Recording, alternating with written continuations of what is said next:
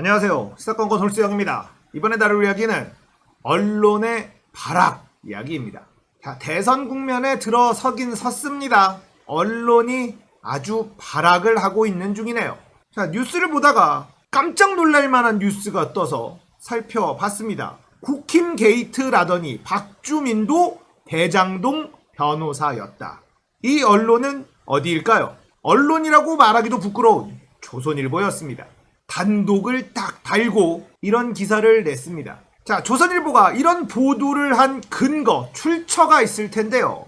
그건 국민의힘 권영세 의원의 말이었습니다. 자, 국민의힘 국회의원이 하는 말을 다 믿을 수가 있나요? 당연히 의심부터 하고 봤습니다. 자, 그리고 마치 대장동 게이트에 박주민이 연루된 것처럼 그렇게 헤드라인을 뽑았죠. 기사 내용을 조금 살펴볼게요. 더불어민주당 박주민 의원이 2010년 법무법인 한결 소속 변호사일 당시 부산저축은행 의뢰로 경기도 성남시 대장동 개발부지 관련 법률 검토를 맡았던 것으로 5일 확인됐다. 자, 이게 사실인지는 조금 더 두고 봐야 되겠습니다만 이것만 가지고 박주민이 마치 대장동 게이트에 연루된 사람처럼 보도하는 것 진짜 악의적이지 않나요?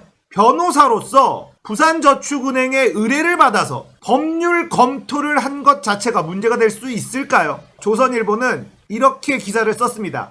박 의원은 이와 관련한 본지 질의에 대장동 종중부지 자문에 참여했던 사실을 인정했다. 법무법인 한결에 확인해보니 C7 의뢰를 받아 자문한 것은 아니고 다른 기관의 요청에 의해 보낸 것이라고 한다. 더 구체적인 것은 한결 측에 문의해보라. 이렇게 답했다고 합니다. 자, 이 대장동 땅 1기 초창기에는요, 이 지주 작업이 어려움을 겪었어요. 왜 그러냐면 종중부지가 많았다는 겁니다. 종중부지가 뭐냐면 한 가문 있잖아요. 무슨 김씨, 무슨 이씨, 이 가문 종중의 재산인 땅들, 이게 하나가 아니라 꽤 여러 개가 있었다고 해요. 종중 땅이 지주 작업에서 가장 어렵다고 합니다. 왜냐면 개인 소유가 아니라 종중의 소유잖아요. 그러니까 여러 명의 이해관계가 얽혀버리기 때문에 골치가 아픈 곳이 종중부지라고 하는데 이 부분의 자문에 참여했다. 이렇게 박주민 의원이 대답을 했다는 기사입니다.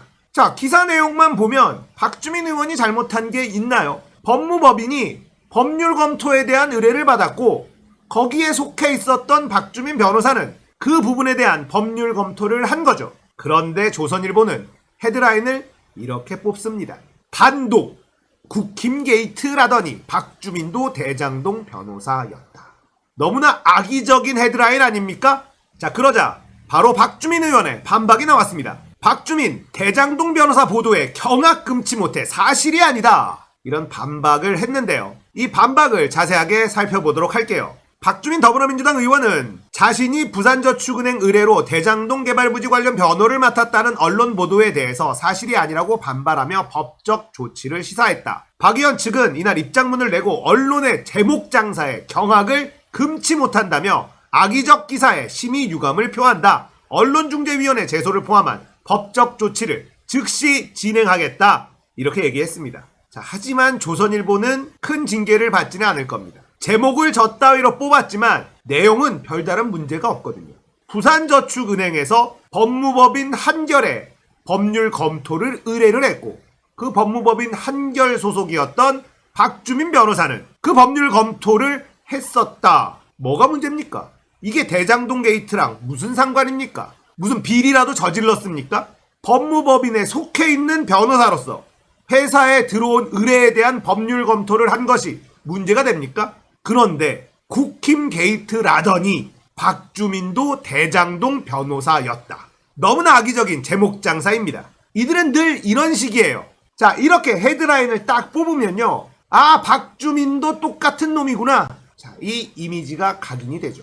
제목만 보고 내용은 잘 읽지 않습니다. 이게 유튜브도 마찬가지거든요. 제가 내용과 정반대의 제목을 걸어놓잖아요. 그러면 내용을 보지도 않고 댓글에 욕이 달립니다. 그런 분들이 꽤나 많습니다. 영상을 끝까지 보고 아, 제목은 반어적인 표현이었구나 이렇게 댓글을 달아주시는 분들이 많지만 아예 영상을 보지도 않고 욕부터 하는 사람들도 꽤나 많아요. 조선일보는 그런 걸 노리는 겁니다. 자, 윤미향 의원 부동산 투기 관련해서도 혐의가 없다는 판명이 났습니다. 그래서 민주당으로 복당한다는 소식이 들리고 있습니다. 자, 여러분, 윤미향 의원에 더 씌워진 의혹들 기억나십니까? 언론에서 도배를 했었던 그 의혹들 하나씩 따져볼까요? 딸 유학자금, 아파트 구매, 예금 3억, 남편 신문사 일감 몰아주기, 아버지가 쉼터를 관리하게 하기, 맥주집에서 3,300만원 결제하기, 보조금 중복 과다 지급하기, 공시 누락하기, 직접 지원비 외 13억 횡령하기, 보조금 수입 및 지출 허위 보고하기, 안성쉼터 헐값 매각하기, 안성쉼터 불법 증축하기. 하나씩 기억이 나시죠? 모두 다 무죄입니다. 그 어떤 혐의도 없었던 일이에요.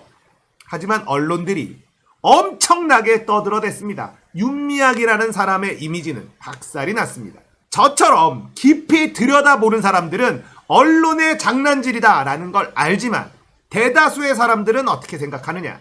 아니땐 굴뚝에 연기 나냐? 윤미향은 신뢰할 수 없는 사람이 되어버리는 겁니다. 이재명에 대한 공격도 마찬가지입니다. 박주민에 대한 공격도 마찬가지죠.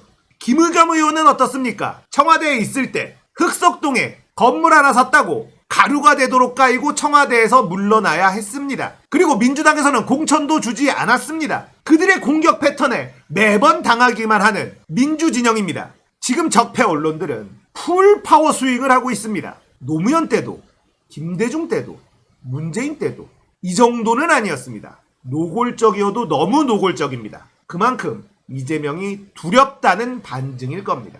이재명에 대한 부정적인 헤드라인은 포탈 상단에 늘 걸려 있습니다. 윤석열에 대한 의혹은 너무나 확실한 증거가 나오고 있어도 언론은 조용합니다.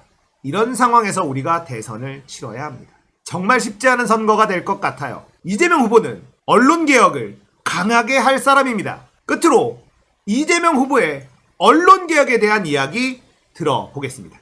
민주주의 사회에서는 정확한 정보가 유통되는 것이 가장 중요합니다. 판단의 기초가 되기 때문이죠. 그런데 이 판단의 기초가 되는 정보 전달을 이유로 우리가 특별한 보호를 하고 있습니다. 언론에 각별한 보호를 하고 있는데 민주주의를 지키기 위해서 부여된 특권을 이용해가지고 고의적으로 가짜뉴스를 살포하면서 민주주의의 토대를 허무는 행위들이 발생하고 있습니다. 국회에서도 포괄적 국가 권력으로부터 국회의원들의 또 정치활동 자유를 보장하겠다는 취지로 만들어진 소위 면책특권이 범죄특권이 되고 있습니다. 고의적으로 가짜뉴스를 만들어서 유포하고 정치적으로 공격하고 민주적 의사결정에 장애를 주는 행위들이 지금 당장도 발생하고 있습니다.